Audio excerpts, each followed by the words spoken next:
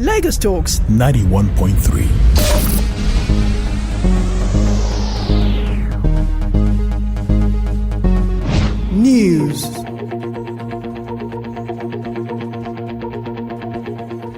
The federal government has ordered that all flags in the country and missions abroad be flown at half-mast for 2 days to honor the death of Queen Elizabeth. The Minister of Interior, Rauf Aregbesola, announced in a statement that Sunday, the 11th of September, and today, Monday, September 12th, will see all government parastatals and embassies carry out a commemorative gesture. The death of Queen Elizabeth II, who was Queen of the UK and other Commonwealth realms from the 6th of February 1952 until her death in 2022, was announced on last Thursday, September 8. Her reign of 70 years and 214 days was the longest of any British monarch and the second longest recorded of any monarch of a sovereign country. Minister of Labour and Employment Chris Ngige has dragged the Academic Staff Union of Universities ASUU to the National Industrial Court of Nigeria over the union's refusal to end the prolonged strike action. Ngige made a request in a referral instrument addressed to the Chief Registrar of the court dated September 8, 2022. He noted that since ASUU has refused to call off its strike, which began February 14 this year, it will be appreciated if the court can expedite the matter to bring the industrial action to an end. The federal government had earlier announced a pay rise for university teachers and promised that 150 billion naira will be provided for in the 2023 budget as funds for the revitalization of federal universities, which is to be disbursed to the institutions in the first quarter of next year. However, the university lecturers rejected the government's proposal. However, the education minister Adamu reiterated President Muhammad Buhari's order, that the government will not sign any other agreement which it cannot implement. The Federal Bureau of Investigation, the FBI, has declared a Nigerian-based fraudster, Chidozie Collins Obasi, wanted for defrauding the New York government out of more than $30 million.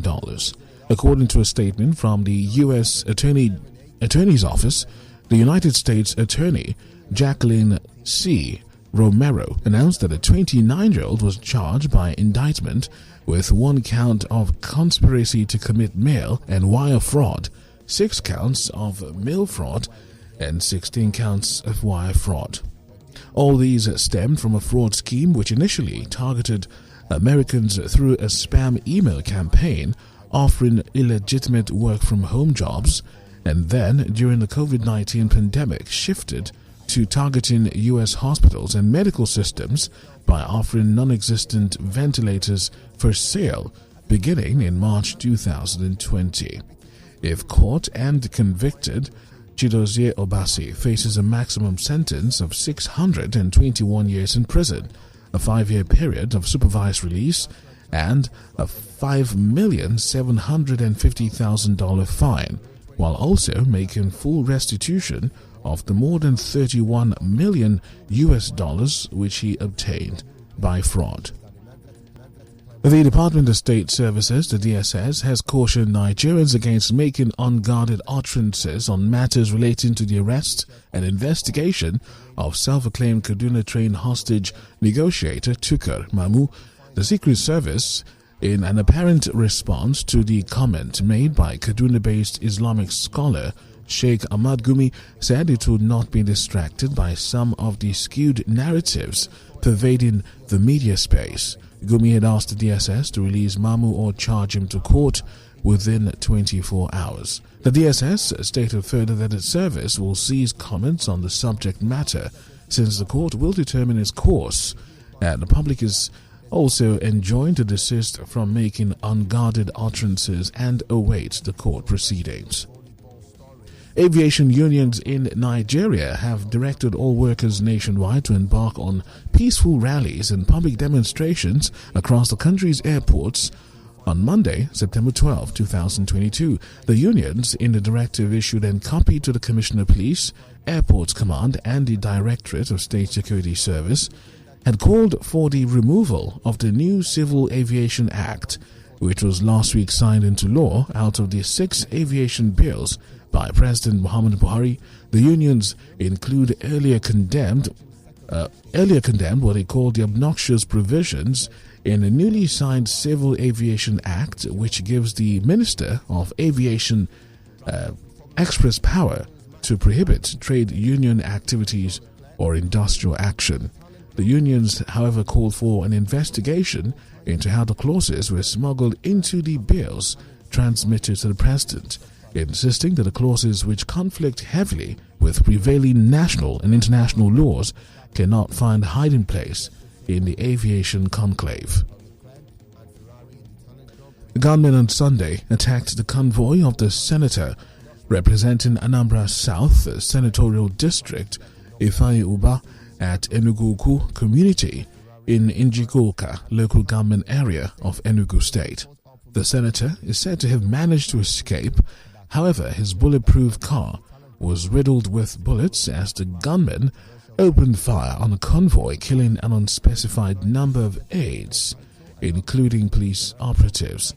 The spokesperson of the Enugu State Police Command, DSP Tochukwu Ikenga, who confirmed the attack, insisted that a casualty figure remained unknown while promising to brief journalists on the findings of the command.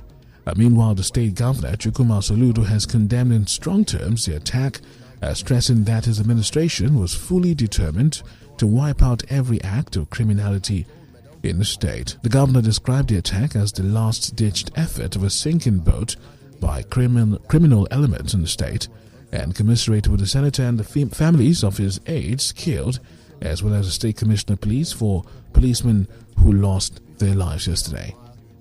The FCTA, Department of Development Control, yesterday removed illegal structures on major road corridors and inside cashew plantations within Abo resettlement in Abuja.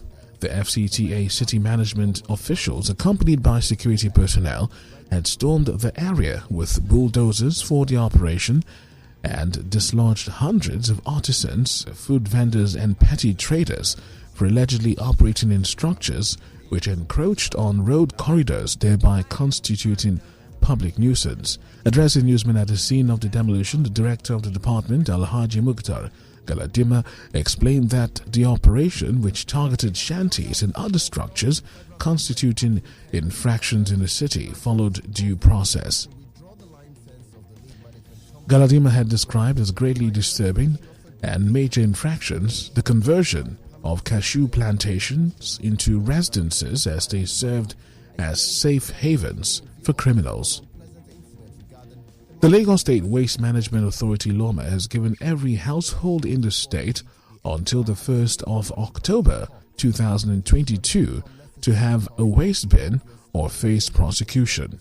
Its Managing Director and Chief Executive Officer, Ibrahim Oduboni, who disclosed this during the 3rd anniversary of Lagos Recycling Initiative, reiterated that every household in Lagos must have a waste bin by the 1st of October, while noting that by May 2023, the value of plastics per kilogram would rise to 250 naira.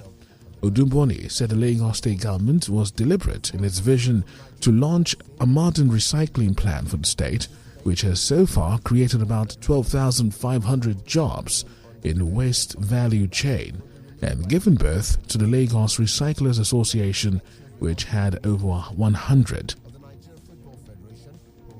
You're listening to the news this morning. Over 300 kids residing in the Alimosho area of Lagos State have been trained in various fields of technology at the STEM bootcamp for kids organized by the National Information Technology Development Agency, NITDA. Speaking at the closing ceremony of the 2-week program held at Abeso Estate, Ikpaja, the Director General of the NITDA, Kachifu Inua Abdullahi, represented by the Southwest Regional Manager of the agency, Ijoma Akonde, says early involvement of youngsters in technology and innovation will accelerate development of IT and boost the Nigerian digital economy. To 2024, of emerging technologies. That is why we are training. Data is going on and to teach kids, reaching out to kids to teach them about technology right now. And like you all know, technology is the future of the world. The whole world is going tech. If you are not in line, you will just be left behind. So, some participants at the training who spoke with our correspondent expressed delight on acquiring new skills which could enable them make positive impacts on society. Introduced to new things, examples of which are visual reality, extended reality, augmented reality, 3D printing, 3D animation, 3D modeling. I was first introduced to Photoshop under graphics designing, and now I can successfully say I'm a junior graphic designer. I learned about visual reality. Visual reality is like a machine that creates an illusion in an appearance that makes it seem real. We also learned about Scratch. Scratch is a computer programming language that lets you create your own interactive story, games, and animation. It can be used to create many things, in like games that you have never made before. And now look at stories coming from outside of the country. Parliament in Equatorial Guinea has approved a move to bring forward the presidential election to November instead of 2023. This means political parties have less than 4 months to prepare. It follows the Congress's authorization for the government to merge the presidential election with legislative and municipal elections. Congress said this was needed in a context of significant economic constraints. The 80-year-old president, Theodoro Mbasogo, has ruled the country since 1979 and is constitutionally allowed to run for a 6th term, although he's yet to declare his candidacy. Thousands of mourners lined the route to pay their respects as Queen Elizabeth II's coffin on Sunday headed from the Scottish retreat, where she died, to Edinburgh on the first leg of her final journey. It is the start of a journey of mourning in the United Kingdom, which will culminate in her state funeral in London on September 19. The first glimpse of the Queen's coffin for a grieving nation came a day after her son, Charles III, was formally proclaimed king, and after her grandsons, William and Harry, and their wives, Kate and Meghan, briefly reunited. The king himself will travel to Edinburgh today, Monday, for a prayer service before the body of the Queen, who died at Balmoral on Thursday, aged 96, is flown to London on Tuesday. Britain's longest-serving monarch will then lie in state for 4 days, which is expected to draw at least 1 million people ahead of a funeral set to be watched worldwide and attended by numerous heads of state. In business news, a total turnover of 949.819 million shares worth 9.329 billion naira in 18,525 deals was traded last week by investors on the floor of the exchange, in contrast to a total of 1.195 billion shares valued at 12.924 billion naira, which exchanged hands last week in 19,305 deals. The financial services industry, measured by volume, led the activity chart with 735.300 million shares valued at 4.133 billion naira traded in 10,186 deals, hence contributing 77.41% and 44.30% to the total equity turnover volume and value respectively. A total of 3,952 units valued at 1.692 million naira were traded last week, in 32 deals, compared with a total of 7,811 units valued at 837,295.25 transacted last week in 25 deals. And lastly, it's sports, where Rivers United defeated visiting Watanga FC of Liberia 3-0 in the first leg of their CAF Champions tie at the Dokia Mesiamaka Stadium, Port Harcourt, on Sunday. All 3 goals came in the first half of the game. The second leg will take place in Monrovia next week Sunday. The winners over the 2 legs will face Moroccan side Bakane, who are the current holders of the Confederations Cup title. In tennis at the US Open, Carlos Alcaraz overcame Casper Ruud 6-4, 2-6, 7-6, 6-3 to clinch his first Grand Slam trophy and secure the #1 Pepperstone ATP ranking.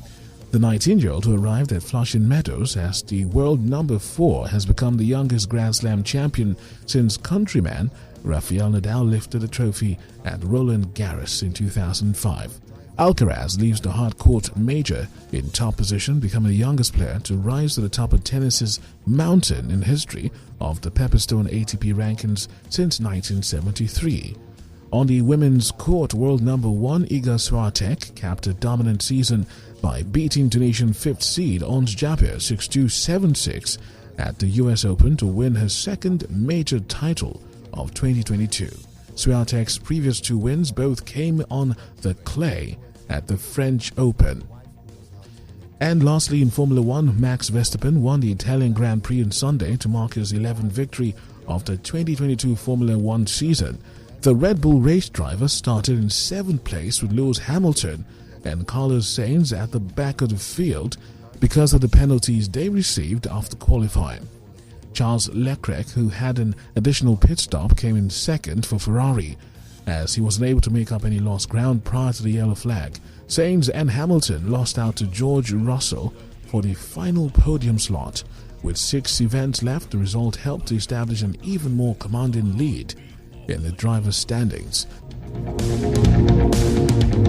Lagos Talks 91.3